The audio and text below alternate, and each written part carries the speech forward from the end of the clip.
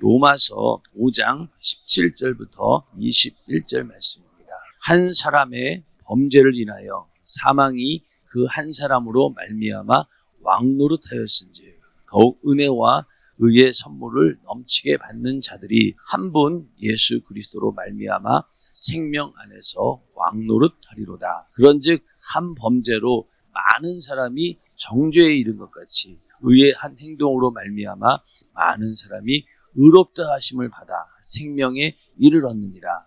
한 사람의 순종치 아니함으로 많은 사람이 죄인 된 것 같이 한 사람의 순종하심으로 많은 사람이 의인이 되리라. 율법이 가입한 것은 범죄를 더하게 하려 함이라. 그러나 죄가 더한 곳에 은혜가 더욱 넘쳤나니 이는 죄가 사망 안에서 왕노릇한 것 같이 은혜도 또한 의로 말미암아 왕노릇하여 우리 주 예수 그리스도로 말미암아 영생에 이르게 하려 함이니라. 아멘. 오늘은 로마서 5장 17절부터 21절 말씀을 중심으로 은혜로 왕노릇하라 라는 제목으로 로마서 강의 39번째 시간이 되겠습니다. 오늘 이 말씀 가운데 우리가 주목해야 될 부분은 왕노릇한다 라는 말이죠. 왕노릇, 어떤 것으로 왕노릇하느냐, 은혜로 왕노릇한다, 은혜로 왕노릇한다. 그리고 또 은혜가 넘쳤다라고 하는 부분을 사도 바울은 강조를 하고 있습니다.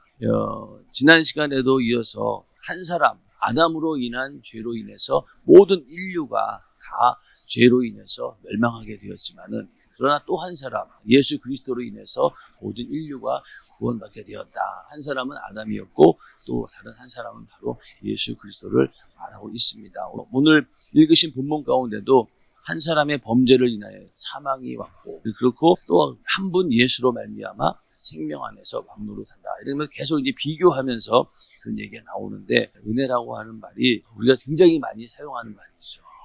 이번 성회 때 은혜 받았냐, 오늘 예배 때 은혜 받았냐, 은혜에 대한 얘기를 많이 하는데, 은연중에 우리는 은혜에 대해서 너무 이제 과소평가를 하고 있는 거예요. 은혜 그러면은 내가 말씀 듣고 은혜 받은 거, 아주 또 내가 죄와의 싸움에서 이겨냈다. 그러면서 이게 그래도 은혜로, 하나님의 은혜로 이겨냈다. 이러면서 은혜 전체가 우리가 누려야 되는 하나님이 주시는 그런 축복이 아니라 어떤 땜빵식으로 내가 뭔가 마귀 역사의 싸움에서 이기기 위해서 은혜 받았어, 은혜로 이겨냈어, 이런 식으로 우리의 전반적인 삶 전체가 은혜로 왕노릇하게 되어야 되는, 거기까지는 이르지 못하고 항상 은혜는 또 부분적인 것으로만 우리가 누리고 있을 때가 많다는 겁니다. 우리가 지난 시간에도 하나님께서 우리를 의롭게 여기시고 우리를 죄에서 자유케 해주셨잖아요. 그러면은 우리에게 주신 그 복을 누리고 즐거워해야 되는데, 그런 부분에 대해서 우리가 참 누리고 즐거워하는 것은 힘들어하는 거예요. 이게 잘 안 돼요. 마찬가지로 은혜로 왕노릇하게 하라라고 하신 것은 그 말씀과 이어지는 거예요. 우리가 은혜를 누린다는 말과 같은 얘기죠. 자, 죄가 왕노릇한다라고 했을 때 어떤 느낌을 받습니까? 완전히 죄가 나를 사로잡아가지고 죄의 권세가 나를 막 추적하게 만들고, 그래서 마귀의 권세를 세상 임금이라고 하잖아요. 이 왕은 지금 법치주의 가운데서 대통령이나 그런 사람들의 권한하고는 다르죠. 왕은 자기 멋대로 할 수 있어요. 사람 죽이는 것도 마음대로 할 수 있고 자기 마음대로 할 수 있는 게 바로 왕의 권세입니다. 그러니까 죄가 만약에 우리에게 왕노릇한다라고 했을 때 그런 상황을 생각해 보면은 그건 우리는 잘 알아요. 죄에게 완전히 사로잡혀가지고 사망의 권세 아래 내가 들어가게 되었고, 큰일 났구나, 이렇게 느끼지 않습니까? 자, 그렇다면은 반대로 은혜가 나에게 왕노릇한다라고 했을 때 어떻다는 거예요? 완전히 내가 은혜 안에 들어가 있고 절대로 악한 영이 틈탈 수 없는 그 권세 안으로 우리가 들어가 있다라는 인식을 해야 되는데, 은혜는 그렇게 생각하지 않는다는 거예요. 죄가 나를 사로잡고 죄가 왕노릇한다라고 하는 것은 금방 이해가 되고 경각심을 가지는데, 반대로 은혜가 왕노릇하고 은혜가 막 넘쳐나서 내가 그 안에 있다라고 하는 사실을 망각할 때가 너무나 많다는 겁니다. 우리가 이신칭의 믿음으로 인해서 의로워졌다라고 하는 사실이 그냥 처음에 예수 믿을 때 신앙 고백으로 끝나는 게 아니라는 거예요. 사도 바울은 지금 계속 얘기하는 것이, 그렇게 은혜 받은 그 은혜가 결국은 죄를 이기게 하고 어디까지 가느냐? 은혜가 왕노릇하게 한다는, 그 은혜가 우리를 완전히 지배해서 끝까지 우리를 어디까지 이끌고 가느냐? 바로 영생에 이르기까지 끌고 간다는 거예요. 그 가운데 율법은 하나의 부분적인 기능을 발휘할 뿐이고 결국 은혜로 왕노릇해서 우리를 영원한 생명으로 끌고 가는 것. 이게 목적이라는 겁니다. 그러니까 우리가 은혜 그러면은 내가 처음 예수 믿을 때 내가 예수님께서 내 죄를 사해 주셨습니다 라는 그런 고백, 그 정도로 끝나는 게 아니라 계속해서 이어지는 것이고 이것이 없이는 도저히 우리가 살 수 없는 존재다. 이게 바로 하나님이 주신 은혜다. 그래서 은혜가 넘쳐났다 이렇게 말씀을 하고 있습니다. 그렇게 은혜, 왕노릇, 은혜가 넘쳐났다라고 하는 그 말씀을 잘 기억하면서 이 우리의 구원이라고 하는 것이 가만히 보면 그 구원의 대상이 어떻습니까? 아담 안에 있는 모든 인간이 과거, 현재, 미래까지 그 모든 인간이 인간의 죄의 문제를 한 번에 해결하신 분이 바로 예수 그리스도이십니다. 그러니까 구원의 대상은 모든 인간들이고 또 죄의 범위는 어떻습니까? 우리의 회개뿐만이 아니라 마음속에 있는 죄까지도 다 들춰내서 그 죄의 문제를 해결해 주셨어요. 그리고 모든 사람이 전부 다 죄인이 되었고 하나님의 은혜, 예수가 필요한 자로 싹 다 만드신 겁니다. 그러니 이것만 해도 엄청난 능력인 거예요. 모든 사람들을 딱 죄로 가두고 너희는 예수 없이는 안 된다. 죄를 벗어날 길이 없다라고 만들어 주신 겁니다. 그러고 나서 그 구원을 이루는 방법도 단 한 번의 제사죠. 그리고 영원한 제물, 또 영원한 제사장. 바로 그분이 누구십니까? 예수 그리스도. 예수 그리스도께서 단 한 번의 희생 제물이 되셔가지고 그 제사를 통해서 영원한 효력이 있는 그런 제사가 된 거예요. 그리고 그 제사를 직접 인도한 분도 바로 예수 그리스도가 영원한 제사장이 되어서 그 일을 이루셨다는 겁니다. 그러니까 이것만 봐도 이 은혜라고 하는 것이 얼마나 대단한 능력이고 그 범위가 얼마나 넓으며 이 방법 또한 얼마나 완전하고 완벽하냐는 거죠. 그러니까 완벽하고 영원하고 변함이 없는 이게 바로 하나님께서 우리에게 베푸신 은혜고 그 은혜로 인해서 우리가 구원을 받은 것입니다. 그러니까 그 우리가 받은 은혜가 얼마나 대단한 것인지를 알고 내가 그 은혜 하나 있다고 하는 것이 우리의 최고의 능력이 되어야 된다. 그래야지만이 세상을 이길 수 있고 약한 마귀 역사를 이길 수 있다는 겁니다. 자, 그래서 17절부터 보면은 한 사람의 범죄를 인하여 사망이 그 한 사람 말미암아 왕노릇하였은지 더욱 은혜와 의의 선물을 넘치게 받는 자들이 한 분 예수 그리스도로 말미암아 생명 안에서 왕노릇하리로다. 왕노릇이라는 말이 두 번 나오죠. 또 18절에 그런즉 한 범죄로 많은 사람이 정죄에 이른 것 같이 아담의 범죄로 인해서 그때부터 죄로 인한 정죄, 죄값은 사망이라고 했으니 그 죄로 인해서 전부 다 정죄받게 되었고 그 결과로 영원한 지옥의 형벌을 받게 된 겁니다. 그런데 의의 한 행동으로 말미암아 예수님께서 이 땅에 오셔서 십자가에 달려 죽으시고 부활하시는 그 행동으로 말미암아 많은 사람이 의롭다 하심을 받아 생명에 이르렀느니라. 예수로 인해서 그 피로 죄사함 받고 의롭다 함을 얻고 생명을 얻게 되었다는 거예요. 그리고 한 사람의 순종치 아니함으로 많은 사람이 죄인 된 것 같이 한 사람의 순종하심으로 많은 사람이 의인이 된다. 그러니까 아담의 죄로 인해서 많은 사람들이 모든 사람들이 죄인이 되었지만은 그러나 예수 그리스도의 그 순종으로 인해서 많은 사람들이 의인이 되었다는 거. 그래서 이렇게 계속 사망의 왕노릇 이건 이제부터 예수님께서 우리 왕이 되신다는 얘기고 여기서 범죄는 결국 정죄에 이르게 했고 의의 한 행동은 생명에 이르게 했고 또 순종치 아니하는 것은 결국 죄인 되게 했지만은 순종하심으로 인해서 의인이 되었다는 겁니다. 그래서 이렇게 19절 말씀을 보면은 이 아담은 교만해져가지고 어떻게 했습니까? 하나님과 동등해지려고 했죠. 선악과 먹는 이유가 뭡니까? 나도 하나님처럼 돼야 되겠다. 마귀의 말에 속아서 뱀의 말에 속아서 했지만은 선악과를 먹었을 때 나도 하나님이 돼야 되겠다. 하나님과 동등되지겠다라고 하는 그런 교만한 마음 때문에 선악과를 먹은 겁니다. 인간은 교만해가지고 하나님과 동등해지려고 했고 반대로 예수님께서는 어떻습니까? 한 사람의 순종하심이라고 하는 것은 그는 근본 하나님과 동등하신 분임에도 불구하고 도리어 자기를 낮추고 십자가에 죽기까지 순종하셨다는 거예요. 인간은 교만함으로 하나님이 되려고 했고 반대로 하나님은 어떻습니까? 순종하고 겸손한 마음으로 인간이 되기를 인간의 모습으로 오기를 마다하지 않으셨다는 거예요. 그러니까 이게 완전히 반대가 된 거죠. 인간은 교만해서 하나님 되려고 하고, 하나님은 그런 인간의 교만함, 그 죄로 인해서 죽어가는 그걸 살리기 위해서 오히려 하나님의 아들이 인간의 모습으로 와서 죽기까지 순종했다는 거예요.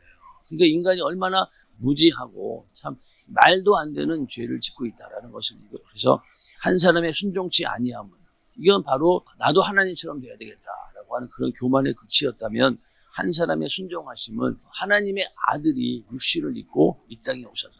그래서 자기를 낮추사 죽기까지 순종하셨다. 이런 대조적인 모습을 우리는 볼 수 있다는 겁니다. 그러면서 20절에 가서 율법이 가입한 것은 범죄를 더하게 하려 합니다. 그러나 죄가 더한 곳에 은혜가 더욱 넘쳤나니. 자, 율법이 가입해가지고 우리 안에 있는 죄를 다 드러냅니다. 처음에는 죄인지도 몰랐는데 율법이 들어오면서 죄를 더 많이 깨닫게 되죠. 이것도 저것도 죄였구나.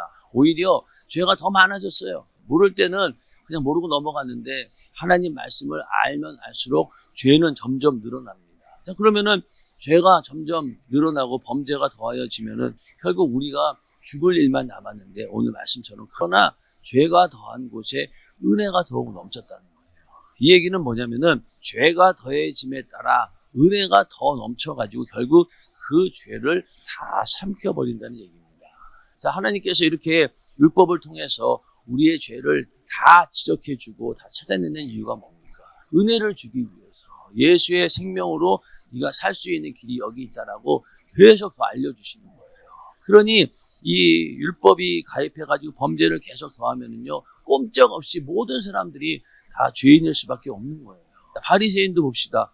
처음에 바리새인에 들어갔어요. 점점 율법을 지키지 못하니까 탈락. 언젠가는 아마 바리새인 중에 몇 명 남지 않을 겁니다. 그런 것처럼 결국은 한계에 부딪힌다는 거예요. 그러니까 율법이 계속 범죄를 더하게 하면 할수록 점점 우리는 은혜라고 하는 곳으로 갈 수밖에 없는 거예요. 그렇잖아요. 그 전까지만 해도 나는 의롭다 생각했었고 나는 죄가 없다고 생각하는 사람도 율법이 점점 더 깊이 들어가고 더 많이 죄를 지적하면 지적할수록 어떻습니까? 나중 가서 항복하고 나오는 거예요. 난 안 되는구나. 그렇지 않습니까? 그러니까 아무리 바리새인이라 할지라도 결국 끝까지 율법이 계속 치고 들어가면요, 나중 가서는 항복할 수밖에 없어요. 그러니까 율법이 가입한 것은 범죄를 더하게 하는 것이고, 그 죄로 인해서 그 죄가 더한 곳에 은혜가 더욱 넘쳤다는 거예요. 결국 은혜가 이긴다. 은혜로 갈 수밖에 없다라는 거죠. 그러니 예수 그리스도를 통한 하나님의 은혜가 이 죄보다 훨씬 크다라고 하는 사실을 보여주는 거예요. 그 죄를 이길 수 있는 유일한 방법은요, 은혜밖에는 없어요. 맞습니까?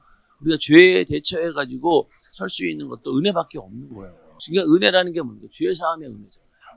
죄 사함의 은혜. 죄를 해결할 수 있는 방법 뭐가 있나요? 자, 율법을 지킨다 칩시다. 사전에 죄를 차단시켰어요. 네, 맞습니다. 그러나 언젠가는 우리는 무너지게 되어 있거든요. 그러기 위해서 우리는 은혜 안에 있으면은 언제든지 이 죄를 이겨낼 수 있다는 겁니다.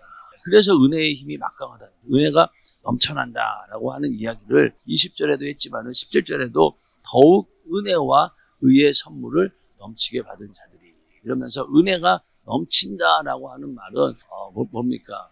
하나님의 은혜가 이 죄보다 더 크다는 거예요.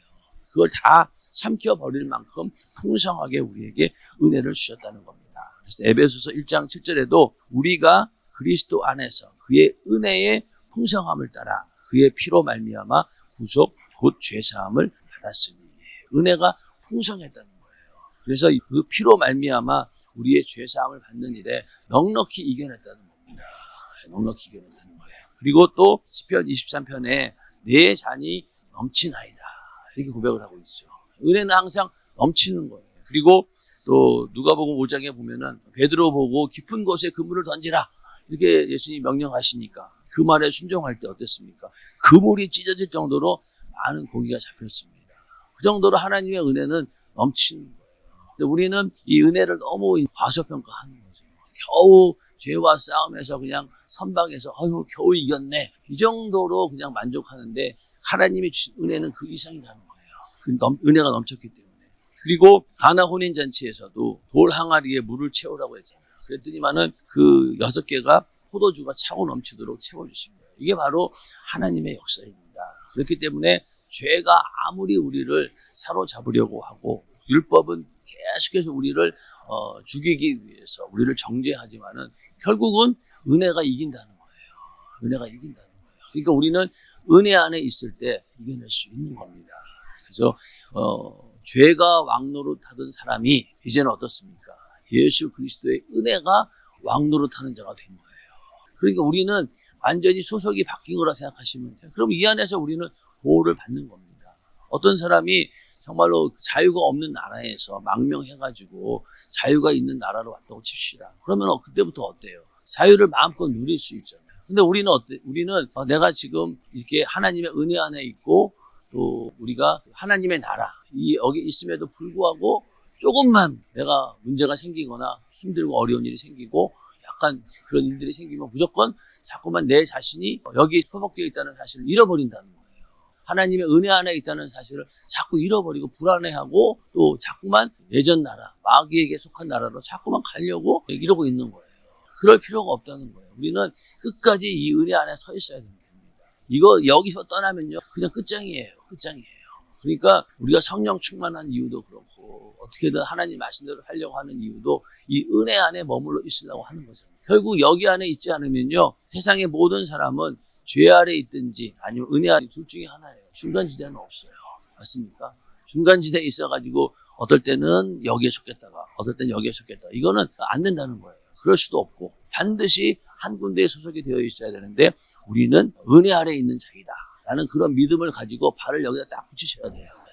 예전에 IMF가 한참 있을 때 직장인들 가운데 하는 얘기가 야 책상을 붙여라. 그래서 책상 못 옮기도록 완전히 붙도록 거기 딱 붙어 있어야지 살아남는다. 괜히 거기서 마음 흔들려가지고 직장 옮겼다가는 다시는 직장 못 구한다. 그런 위기감이 있었어요. 그런 것처럼 우리도 여기에 딱 붙어 있어야 돼요. 내가 연약한 걸 알지요. 하나님 보기에 송구하고 미안하기도 하지요. 그러나 살면 피해야 돼야 되는 거예요. 하나님 앞에. 어쩔 수 없어요. 그렇지 않습니까? 여러분들 회개할 때 얼마나 좀 미안한 마음이 있잖아요. 이런 죄 짓지 말았어야 되는데 또 죄 짓었네요. 하나님 보기에 민망하고 얼굴 들기도 참 힘들죠. 그러함에도 불구하고 우리는 그냥 얼굴에 철판 깔고 하나님께 나아가서 또 회개하고 용서를 구해야 되는 거예요. 그래야지만이 우리는 은혜 안에 머물 수 있으니까. 그게 바로 은혜 안에서 왕노릇하는 자의 지배를 받는 그런 사람이 되는 거죠. 우리는 죄의 왕노릇하는데 지배받으면 안 되고 언제든지 은혜 안에서 예수 그리스도께서 내 왕이 되셔서 나를 지배하는 그런 삶이 되어야 된다는 겁니다. 그런 삶이 되시기를 주님의 이름으로 축원합니다. 그래서 율법이 가입한 것은 범죄를 더하게 한다. 그래서 이 처음에 인간이 원죄를 짓고 나서 그 이후로 율법을 통해서 구체적인 이런 법들, 악한 행동들을 다 드러나게 하는 거예요. 하나도 남김없이 전부 다 그 죄를 다 차단해 줍니다. 그래서 그 결과가 어떻게 되었느냐. 그렇게 죄가 막 불어나고 또 그로 인해서 인간들에게 닥치는 여러 가지 불행이나 비극이 다 드러났어요. 결국은 그로 인해서 야, 예수 없이는 살 수 없구나. 하나님의 은혜가 없이는 도저히 우리는 살 수 없다라는 사실을 오히려 드러내 준 거예요. 드러내 준 겁니다. 마귀 역사가 드러나면 드러날수록 어떻습니까? 하나님의 은혜가 더 크다는 것을 보여준다는 겁니다. 근데 그 결과가 뭐냐? 바로 영생이라는 거예요. 결국 이 은혜의 결국은 영생입니다. 그래서 21절에 가서 이는 죄가 사망 안에서 왕노릇한 것 같이 은혜도 또한 의로 말미암아 왕노릇하여 우리 주 예수 그리스도로 말미암아 영생에 이르게 하려 함이니라.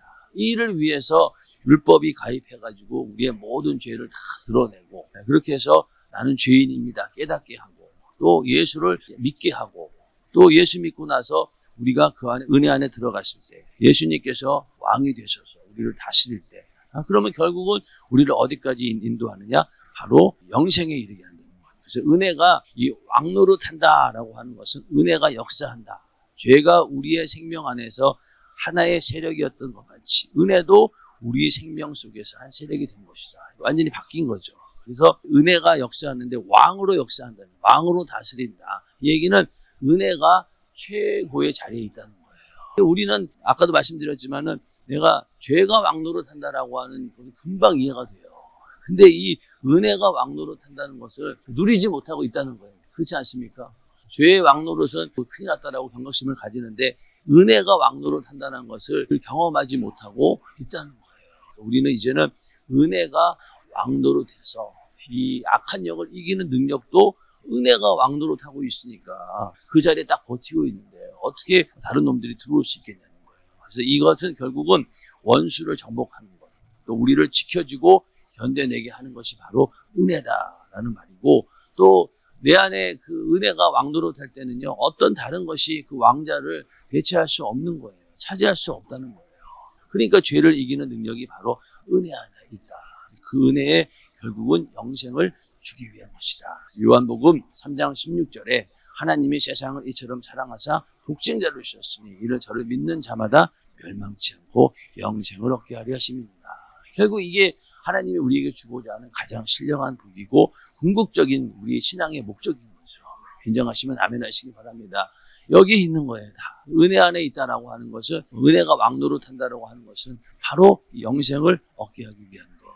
그리고 요한복음 5장 24절에도 내가 진실로 너희에게 이르노니 내 말을 듣고 또 나를 보내신 이를 믿는 자는 영생을 얻었고 심판에 이르지 아니하나니 사망에서 생명으로 옮겼느니라. 이미 우리는 옮겨진 거예요. 그러나 끊임없이 이 악한 영은 우리에게 영향력을 발휘하죠. 우리가 싸우는 군인이라고 쳤을 때 군인이 전쟁터에 나가면은 계속 적의 위협을 받잖아요. 그러다가 전쟁하다가 다시 우리 아군 진지로 들어옵니다. 들어와서 다시 또 전열을 가다듬고 또 싸우러 나가는 그런 모습이지, 절대로 우리는 진영이 바뀌지 않아요.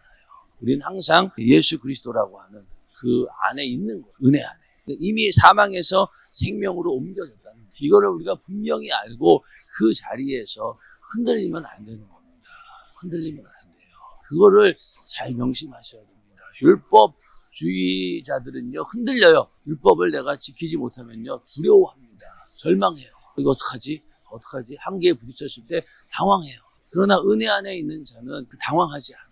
두려워하지 않습니다. 왜? 우리의 죄를 해결해 주신 예수 그리스도의 은혜가 있기 때문에. 어떠한 죄든 우리가 회개할 수 있는 길이 있기 때문에 절대로 두려워하지 않습니다. 어떤 사람들은 막 뜨거울 땐 뜨거운데 조금만 자기 자신이 부족하면은 금방 좌절해요. 하나님의 은혜에서 떨어진 게 아닌가? 하나님께서 날 버리신 건 아닌가? 그렇게 자꾸만 자기의 은혜 안에 있다는 사실을 망각하고 잊어버리고 불안해하는 거예요.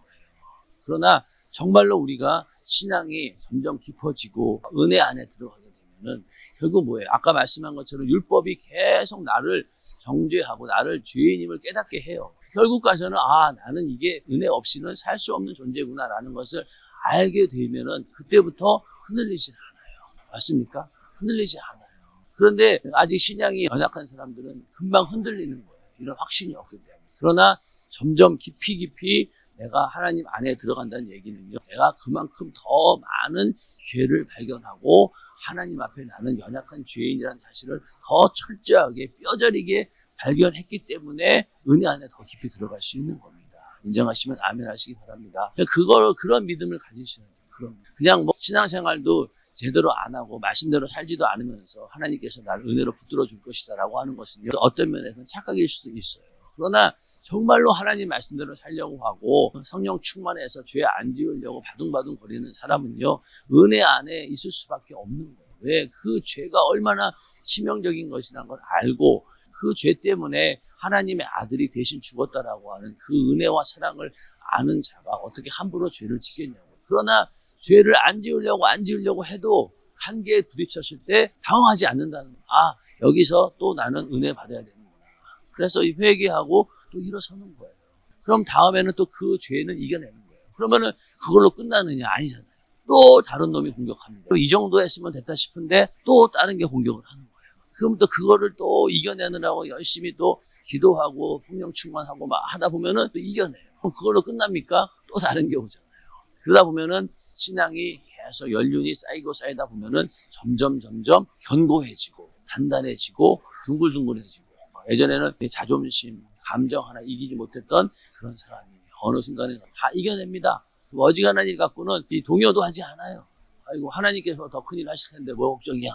이러면서 담대하게 나갈 수 있는 건데, 그게 바로 어디에서 나와요? 은혜의 힘이죠. 이 힘으로 우리는 사는 겁니다. 그래서 오늘도 은혜의 힘으로 사는 우리 모두가 되기를 주님의 이름으로 축원합니다.